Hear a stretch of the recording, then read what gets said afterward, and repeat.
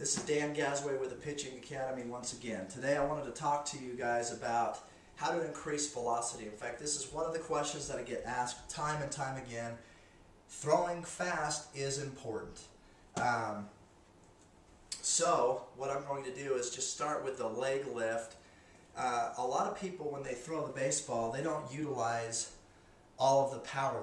They throw more with their arm than they should instead of throwing with their legs and their hips. So today I'm going to show you how to utilize your legs properly, how to gain a proper stride, how to use this. I'm right-handed, so I'm going to use my left leg to propel myself out and get plenty of leverage, plenty of power towards home plate. So again, it's just legs and hips that are going to drive that momentum forward. A lot of us focus on our arm as opposed to using our entire body to throw the baseball. So first of all, I'm going to, as I face this way, the proper way, once I get this balance, I'm in the balanced posture. Once I find this tall balanced posture, I'm going to bring my leg up. Now, y'all know by now, if you've been watching these videos, that you need to lead with your hips. But what I haven't talked about is a stride. How long is your stride supposed to be? Well, at least 100% of your height. If you're not striding out at least 100% of your height, you have to work on that. And here's why. Not only does, now I'm not going to stride 100% of my height, but I am going to lead with my hips. I am going to find that power, that explosive power there. Notice that my head stays over my center of gravity, which is my belly button, as I go at a foot strike. So a lot of guys, they'll just lift their leg up right here and they'll actually just step. I just call it stepping to foot strike instead of striding. You want to make sure you stride, not step, and here's the difference. If I just bring my leg up like this, okay, and I step, if there's an imaginary brick wall, a step would be my knee hitting that brick wall first as opposed to my hip hitting that brick wall first.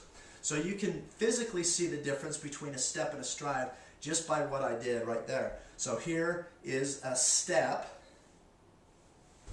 and here is a stride. And with a stride, you're going to get much more momentum. That's one way to increase your velocity, is getting a better stride. And you'll notice that I used this leg as a leveraging tool to propel myself forward. I just didn't step, okay? I took a stride and I kind of threw that leg forward, okay? So if you do that with a long stride, at least 100% of your height, you're actually going to get some momentum going. The second thing you need to do, which I'm going to end here, just going to talk about delayed shoulder rotation and bringing your hips all the way around. A lot of pitchers, they don't use their hips the correct way, and this is what I mean. Okay, let's just say this is 100% of my height. If I stride here and I start rotating my hips, if I drop this shoulder, okay, a lot of pitchers, they'll drop this shoulder and they won't use the second part to increase velocity, and that's rotating your hips all the way around until release of the baseball. Obviously, you want to release the baseball out here. And a lot of pitchers, they'll drop that front shoulder, and so their hips don't quite at-release. When they release, one, they'll release a little early, and two, most of the time their hip won't come all the way around, so they're losing that power necessary, maybe 4 or 5 miles an hour faster. And once again, they're using their arm, trying to get their, trying to find that power in their arm as opposed to their legs and their hips and their entire body. So let's recap here. Once I get to foot strike, right here, I'm going to delay this shoulder, or actually I can do that right before foot strike. I can start rotating my hips and delay this shoulder, but then what I also want to do is make sure I use what's called the squeeze and swivel technique. I drop this elbow. I don't force that elbow down. I drop that elbow and bring my hips all the way around.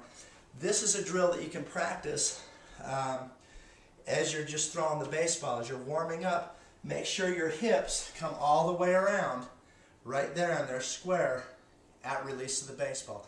That's something that you can always do. That's going to increase your fastball as well, increase that velocity. Good luck.